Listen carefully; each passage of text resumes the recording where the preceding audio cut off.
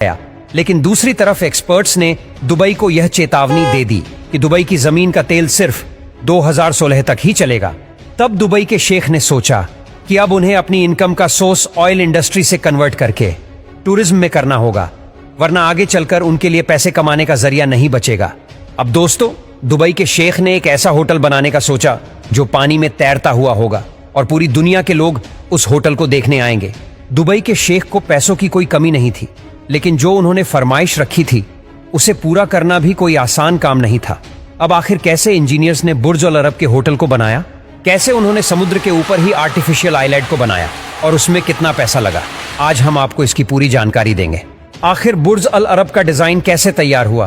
पहले तो दुबई के रूलर को उनके डिजाइनर टॉम राइट और उनकी टीम ने कई सारे डिजाइन दिए, लेकिन शेख ने उन सभी को रिजेक्ट कर दिया। शेख को कुछ ऐसा चाहिए था जिसे देखते ही लोग उसकी तरफ भागते चले आए। अब एक दिन डिजाइनर इसके डिजाइन को सोचने के लिए समुद्र में योट में बैठकर चला गया और तभी उन्हें एक सेलिंग बोट दिखाई दी।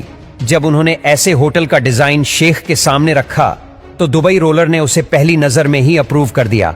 अब दोस्तों, जैसा होटल का डिजाइन था वह समुद्र के बीच ही अच्छा लगता और इसीलिए उन्हें इस होटल को बनाने के लिए एक आइलैंड चाहिए था, लेकिन दुबई में कोई भी आइलैंड मौजूद नहीं है। अब इंजीनियर्स इसे समुद्र में बनाते तो बुर्ज अल अरब को समुद्री तूफान और उसकी खतरनाक लहरों का खतरा हो सकता था। अब इससे बचने के लिए इंजीनियर्स को समुद्र पर एक आर्टिफिशियल आइलैंड तो बनाना ही था, लेकिन उसके ऊपर एक 1050 फीट ऊंचा होटल बनाना है, जिसे आज तक पूरे प्लेनेट पर किसी ने भी ट्राई नहीं किया।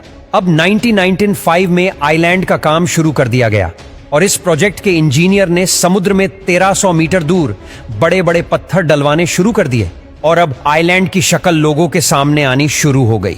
दोस्तों, काम काफी अच्छा चल रहा था, लेकिन तभी अरेबियन सी में एक समुद्री तूफान आ गया।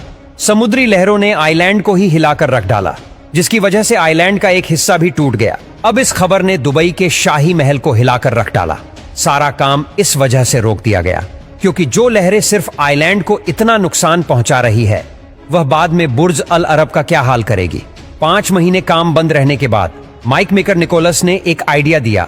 दरअसल उन्होंने कहा कि अगर हम आइलैंड के किनारों पर कुछ ऐसे होलो स्लैब्स रखेंगे तो लहरों की वजह से पड़ने वाला प्रेशर 50% तक कम हो जाएगा। अब उन्होंने एक 3D मॉडल पर इसकी टेस्टिंग भी कर ली थी, जिससे कि सच में यह आइडिया काम कर गया। अब दोस्तों, इंजीनियर्स ने एक कोफर डैम बनाया जिस पर वह बुर्ज अल अरब की फाउंडेशन को तैयार कर सके। अब उन्होंने सोचा कि वह स्टील के मोटे मोटे पाइप्स को जमीन में हार्ड रॉक तक गाड़ देंगे, जिसमें बुर्ज अल अरब का कोई तूफान भी कुछ बिगाड़ नहीं पाएगा। लेकिन जब उन्होंने स्टील पाइप गाड़ने शुरू किए, जमीन के 180 मीटर की गहराई में ड्रिलिंग करने के बाद भी इंजीनियर्स को सॉलिड रॉक नहीं मिली। अब इसका मतलब यह था कि जिस जगह पर वह बुर्ज अल अरब को बना रहे थे उसके नीचे सिर्फ रेत ही रेत थी।